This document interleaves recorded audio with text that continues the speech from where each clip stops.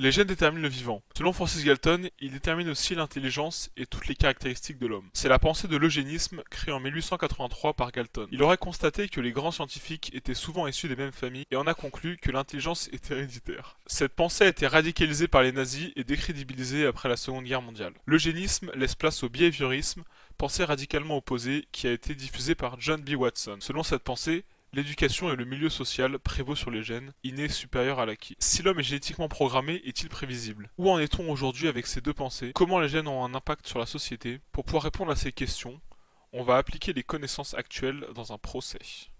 Dans ce procès, Jason, un individu possédant les gènes dits de la violence, est accusé d'avoir passé à tabac la victime après une altercation verbale. Il sera défendu par Sébastien, son avocat, qui lui possède les gènes de l'obésité. L'avocat de la victime, quant à lui, est Karim.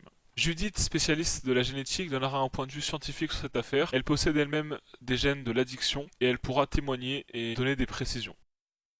D'abord, je voudrais dire que le génotype influe sur le comportement et la personnalité de la personne. Par exemple, pour les gènes de l'obésité, beaucoup de gens sont obèses, en partie à cause des gènes. Il est vrai car il y a des gènes qui favorisent le comportement violent ou l'obésité, par exemple le gène MAF.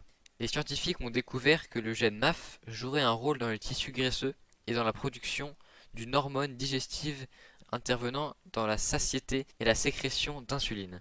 Cependant, les gènes ne font qu'influencer le comportement. On estime aujourd'hui que l'impact de l'environnement sur le comportement est aussi important que celui des gènes. Si les gènes sont responsables du comportement, mon client ne peut pas être responsable du crime qu'il a commis, étant donné qu'il n'a pas choisi d'avoir ces gènes. J'ai des gènes qui favorisent l'addiction à l'alcool et à la nicotine via des récepteurs. Pour ma part, j'ai des récepteurs nicotiques CHRNA3, CHRNA5 et CHRNB4. Et j'ai aussi des récepteurs alcooliques ADH18, ADH1C et ALDH2. Cependant, je ne suis pas addict. Les gènes de la violence dont dispose l'accusé sont des circonstances atténuantes, mais ces gènes ne forcent pas le crime. Il est donc coupable. Aujourd'hui, on considère que l'inné et l'acquis sont indissociables. Le comportement est dû à 100% à l'inné et 100% à l'acquis. L'inné est ce qui existait chez quelqu'un dès sa naissance. Ici, ce sont les gènes. L'acquis est ce qui n'existait pas à la naissance et survient au cours de l'existence. On peut donc dire que comme le coupable dispose de gènes qui favorisent le comportement violent, il peut subir un traitement différent. Puisque ce sont les gènes qui m'ont poussé à faire cet acte violent, je devrais être considéré comme innocent. Vous avez quand même commis un acte violent et mis un autre être humain en danger. Vous devez être sanctionné. On peut néanmoins préparer un traitement carcéral adapté à votre type d'individu. Très bien, je peux comprendre. Et en quoi consisterait ce traitement? Nous pourrions utiliser la thérapie génique. C'est une méthode qui permet de modifier les gènes par introduction d'un virus rendu inoffensif dans le corps. La partie offensive du virus est remplacée par le gène modifié. Je pense que c'est une mauvaise idée et une réponse inadaptée pour mon client. En effet, ces gènes de la violence font partie de son comportement et de sa personnalité. Et donc, les modifier ferait diminuer son libre arbitre, sa personnalité, son individualité, et il devrait se conformer à la masse. De plus, la thérapie génique soigne l'inné et pas l'acquis. Cependant, si on abandonne la thérapie génique, l'individu va rester dangereux. Il faudrait donc envoyer tous les individus possédant le gène de la violence en prison.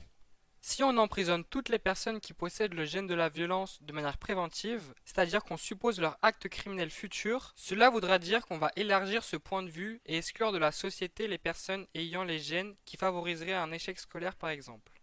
En usant de ces techniques, je pense que nous nous rapprochons de la pensée de l'eugénisme adoptée par les nazis, consistant à éliminer les gènes indésirables. Comme l'inné et l'acquis sont liés, on ne devrait pas faire deux prisons séparées. Nous pourrions établir une prison pour les individus dont les gènes sont impliqués dans leur crime et une autre prison pour les individus où leur crime est lié à l'acquis, pour administrer un suivi différent. Je propose cela en raison du fait qu'on puisse établir un lien de causalité linéaire entre les gènes et le comportement.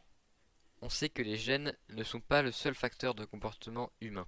Il y a seulement une corrélation entre les gènes et le comportement.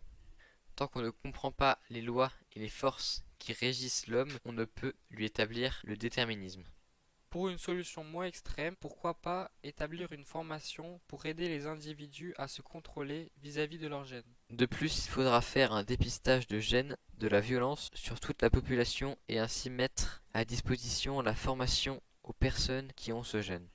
Si l'accusé avait eu accès à cette formation à temps, il n'aurait peut-être pas commis ce crime. Donc il ne peut pas être jugé pour un crime qui ne lui revient pas et qui aurait pu être évité si les mesures avaient été mises en place.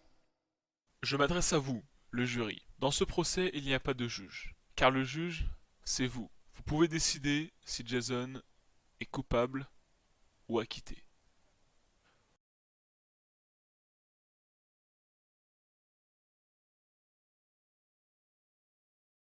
Aujourd'hui, les deux pensées, l'eugénisme et le behaviorisme, sont dépassés.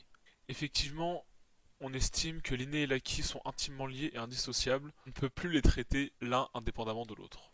De plus, l'étude des gènes actuelle permet de déterminer des probabilités et non pas une prévision exacte. En effet, on ne connaît pas toutes les forces qui régissent l'homme, notamment l'environnement. L'homme est effectivement programmé, mais le programme est destiné à évoluer. Ainsi, l'homme n'est que partiellement prévisible uniquement pour les masses.